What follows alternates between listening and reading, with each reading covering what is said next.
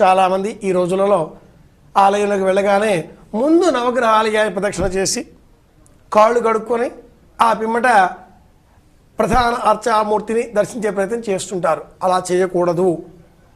మనలో ఉండే ఏదో ఒక పీడ తొలగిపోవాలి అనేటట్లుగా ఆలోచన చేయడమే తప్పు. యథావాత ప్రశ్నకు సమాధానం ఏమిటి అంటే, అలా ఆలయంలో ప్రత్యేకంగా దేవతా దర్శనం చేసిన తర్వాత కాళ్ళు కడుక్కోవడం తప్పు, దోషము అంటుంది శాస్త్రం.